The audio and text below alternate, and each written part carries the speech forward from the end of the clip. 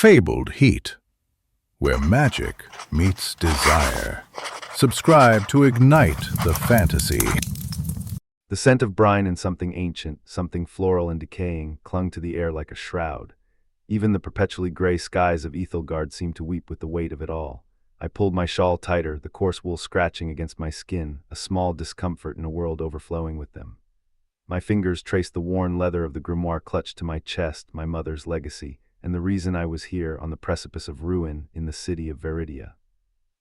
Veridia wasn't known for its welcoming atmosphere. Built into the cliffs overlooking the churning Obsidian Sea, it was a city of shadows and secrets, ruled by the three Morian brothers, Cale, Rhys, and Torin. Each a sovereign in his own right, each possessing a power woven from the very fabric of the sea and the earth, and each profoundly intimidating. I was Lyra, a hedge witch, barely 20 years old, and utterly unprepared for the intricate dance of power that was Ethelgard. I'd traveled for months, following the fragmented clues within my mother's journal, hoping to find a cure for the blight that was slowly consuming our village. The journal spoke of the obsidian bloom, a rare flower said to hold the key to restoring life to withered lands, and it grew only within the Morians' guarded gardens. The Morians weren't known for their generosity, they were known for their requirements. And I'd quickly learned, upon arriving in Veridia, that requesting something from them wasn't as simple as a polite plea. It was a transaction, a delicate negotiation with stakes I didn't fully understand. The gate guard, a man built like a granite statue, finally relented, granting me passage after scrutinizing the sigils etched into my mother's grimoire. "The masters will see you, witch, but do not mistake their patience for kindness."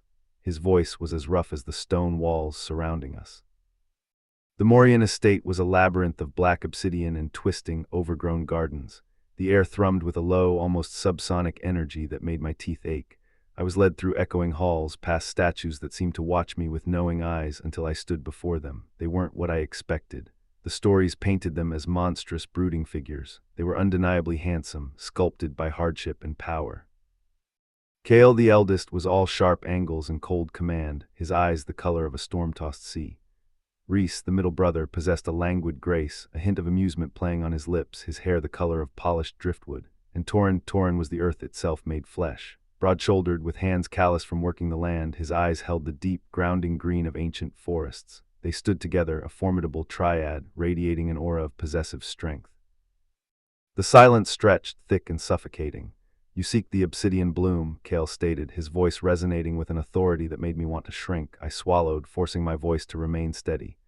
"I do, Master Morian. My village, it's dying. The land is barren. My mother believed the bloom held the key to its restoration." Rhys's amusement deepened. "Belief is a fragile thing, little witch. The bloom is not given freely. It requires an exchange." My heart hammered against my ribs.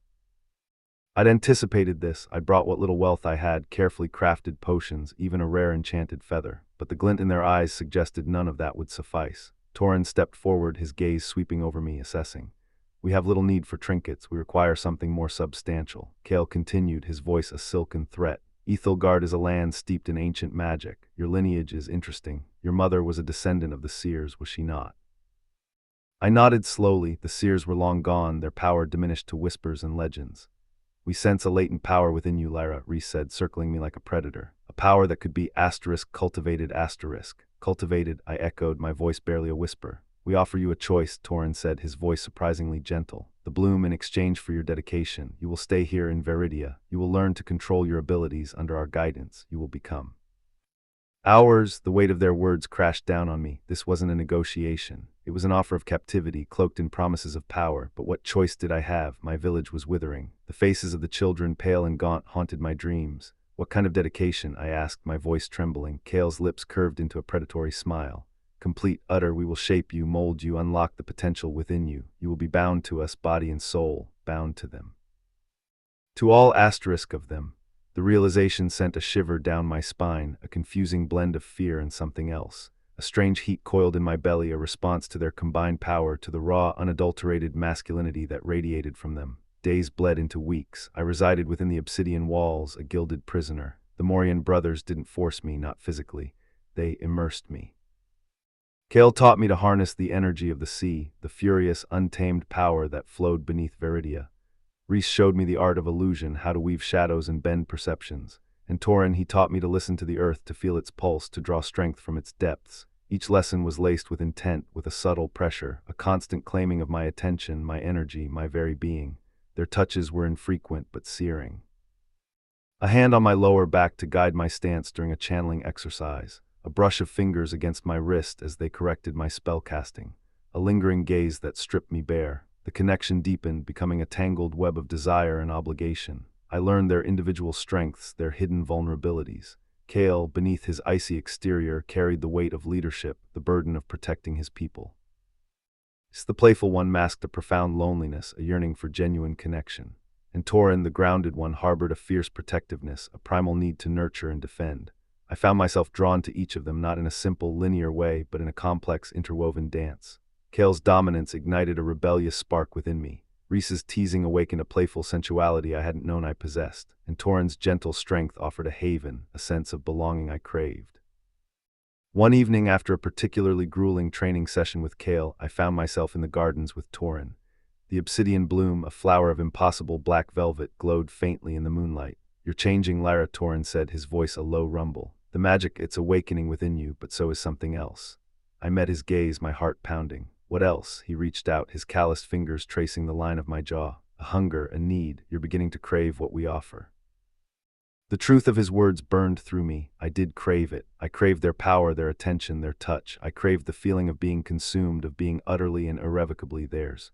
Reese materialized beside us, a mischievous glint in his eyes. "Don't leave her wanting, Torin." He leaned closer, his breath warm against my ear. "We've all been rather patient, haven't we?" Kale appeared then, his presence silencing the garden.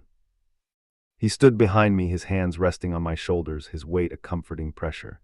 "It's time, Lyra," he said, his voice husky with desire. "Time to choose." I turned slowly, facing them all, 3 pairs of intense, possessive eyes locked onto mine. The obsidian bloom seemed to pulse with a dark energy, mirroring the turmoil within me. "Choose," I whispered, my voice trembling. Reese stepped forward, his hand reaching for mine.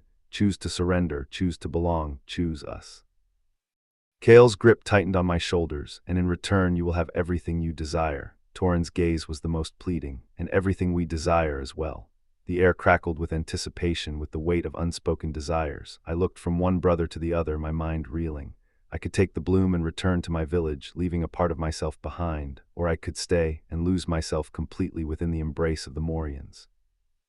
But as I met their combined gaze, as I felt the pull of their power, I knew my choice had already been made.